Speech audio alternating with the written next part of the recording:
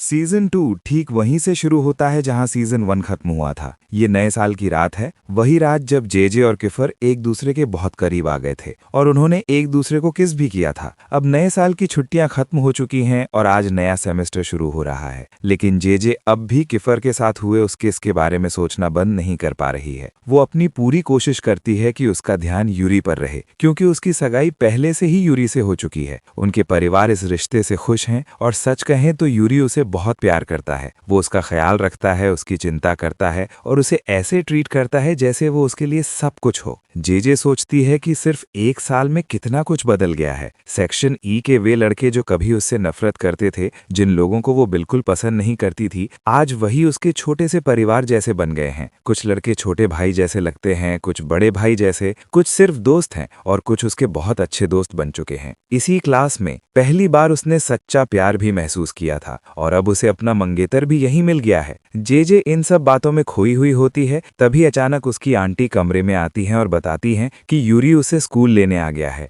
JJ तैयार होती है और यूरी के पास जाती है, लेकिन उसका भाई आयरिस नहीं चाहता कि वो यूरी के साथ जाए। फिर भी न यूरी उसकी बात सुनता है और न ही जेजे, और दोनों साथ में स्कूल के लिए निकल जाते हैं। स्कूल की बिल्डिंग में जाने से पहले जेजे सोचती है कि उसे नए साल की रात किफर के साथ हुए किस के बारे में यूरी को बताना चाहिए, लेकिन यूरी किफर के बारे में कुछ भी सुनना नहीं चाहता। यूरी के लिए सिर्फ एक ही बात मायने रखती है कि वो जेजे को कभी नहीं छोड़ेगा। वो उसकी शादी के दिन तक इंतजार करने को तैयार है, उस दिन तक जब जेजे उससे उतना ही प्यार करेगी जितना वो उससे करता है। यूरी जेजे से ये भी कहता है कि वे अपनी सगाई की बात क्लासमेट से छुपा कर रखें, नहीं तो सबको किफर के लिए बुरा लगेगा और क्लास में झगड़े भी हो सकते हैं। जेजे मान जाती है। वो अपनी सगाई की अंगूठी निकालती है, उसे अपनी चेन में डालती है और शर्ट के नीचे छुपा लेती है। यूरी हल्के से मुस्कुराता है और उसके माथे पर किस करता है। जेजे अकेले क्लास की तरफ जा रही होती है, तभी अचानक किफर उसे पकड़ लेता है। वो उसे फिर से किस करने की कोशिश करता है,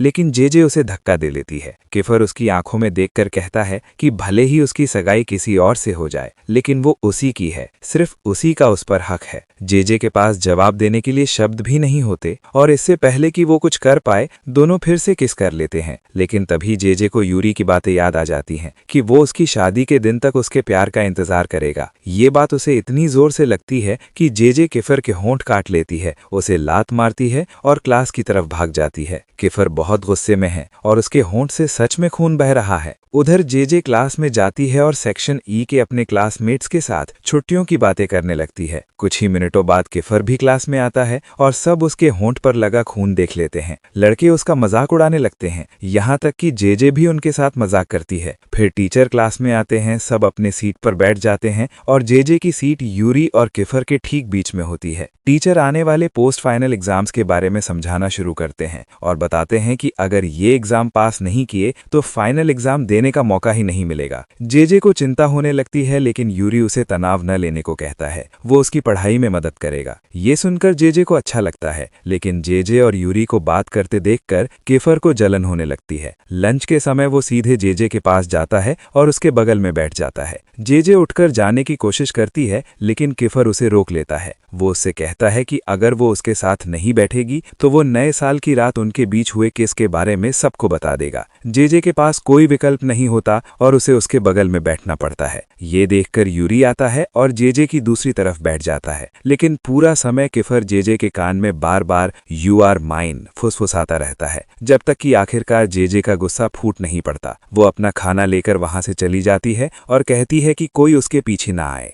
यूरी तुरंत समझ जाता है कि किफर ने जरूर कुछ कहा है जिससे जेजे परेशान हुई है, खासकर जब वो किफर को खुद से मुस्कुराते हुए देखता है। लेकिन यूरी उससे सामना नहीं करता, आज नहीं। जेजे शांति से खाने के लिए छत पर चली जाती है और सीएन को फोन करती है, जो आज क्लास में नहीं आया था। वहीं उसे एड्री अकेले बैठा दिखता है, जो अपनी लव लाइफ को लेकर परेशान है। उसे दूसरे सेक्शन की एक लड़की फ्रेया पसंद है, लेकिन उसमें कभी उसे प्रपोज करने की हिम्मत नहीं हुई। जेजे उसे दिलासा देती है और मजाक में कहती है कि वो तो खुशकिस्मत है, कम से कम वो मेरी तरह दो लोगों के बीच फंसा नहीं है, उसे तो सिर्फ एक ही इंसान को संभालना है। स्कूल के बाद जब जेजे घर पहुंचती है तो वो देखकर देखकर हैरान रह जाती है कि सीएन पहले से ही वहां अपनी आंटी से बातें कर रहा है।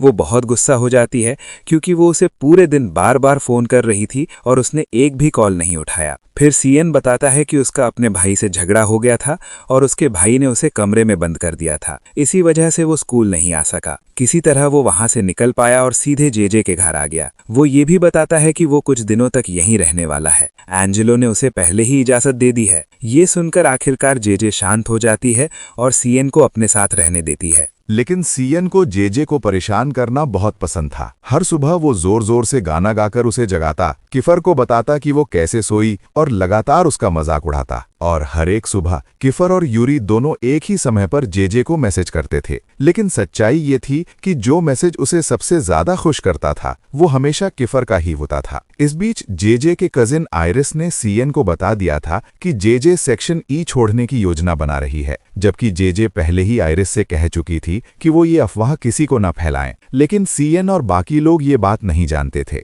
जैसे ही सीएन ने किफर और बाकी लड़कों को बताया कि जेजे शायद सेक्शन ई छोड़ दे, सब घबरा गए। किफर इतना गुस्से में आ गया कि वो आयरिस को मारने ही वाला था। जेजे उसे रोकना चाहती थी, लेकिन वो हिल भी नहीं पाई क्योंकि सेक्शन ई के लड़के उसके पैरों से लिपटकर उसे रोक रहे थे और उससे विनती कर रहे थे कि वो उनकी क्लास ना छोड़े। तभी यूरी सही समय पर वहां पहुंच गया। जेजे ने जल्दी से उसे सारी बात समझाई और फिर सब किफर को रोकने के लिए दौड़े। लेकिन जब तक वे पहुंचे, किफर और आयरिस के बीच जोरदार लड़ाई शुरू हो चुकी थी। यूरी ने आयरिस को काफी मारने के बाद ही उसे वहां से खींचकर अलग किया और लड़ाई रोकी। वहीं किफर ने सबके सामने जेजे पर चिल्लाते हुए उससे उसका फैसला पूछा। जेजे ने जो बात पहले आयरिस से कह चुकी थी, अब सबके सामने कह दी। उसने कहा कि भले ही आयरिस उसे उनके पिता का नंबर देने से मना कर दे, भले ही वो उसे उनसे मिलने ना दे, फिर भी वो सेक्शन ई नहीं छोड़ेगी। वो अपने पिता को खुद ढूंढेगी। ये सुनकर सेक्शन ई के सारे लड़के बहुत खुश हो गए। लेकिन इस पूरे हंगामे के बीच फ्रेया के सामने एड्रेस की छवि और भी खराब हो गई। अब वो उसे एक झगड़ालू और हिंसक लड़का समझने लगी जो हमेशा लड़ाइयों में पड़ता रहता है। बाद में जेजे छत पर किफर से अकेले मिली और उसकी चोटों पर धीरे धीरे बर्फ लगाने लगी। इलाज के दौरान किफर ने अपने दिल की बात कह दी। उसने कहा कि वो सिर्फ उसी से प्यार करता है। ये सुनते ही जेजे को न्यू ईयर की रात और तब से आ रहे उसके सपने याद आ गए। सपने जिनमें वो देखती थी कि यूरी उसे और किफर को किस करते हुए देख रहा है और उससे कह रहा है कि वो कभी हार नहीं मानेगा और उसके प्यार के लिए लड़ता रहेगा। जेजे डर के मारे उस सपने से जाग गई। तब तक सीएन स्कूल के लिए निकल चुका था। जेजे को देर हो रही थी, इसलिए वो जल्दी जल्दी तैयार होकर बाहर भागी। रास्ते में उसकी मुलाकात रोरी से हुई। रोरी ने उससे गिड़गिड़ा कर कहा कि वो किफर को फोन करे क्योंकि कोई उसका पीछा कर रहा है। लेकिन जेजे के किफर का नंबर डायल करने से पहले ही राम और उसके दोस्तों ने उन पर हमला कर दिया। लड़ाई इतनी बढ़ गई कि राम ने रोरी को चाकू मार दिया। स्कूल में सब लोग परेशान थे क्योंकि जेजे और रोरी अभी तक नहीं पहुंचे थे। खासकर यूरी और किफर बहुत चिंतित थे।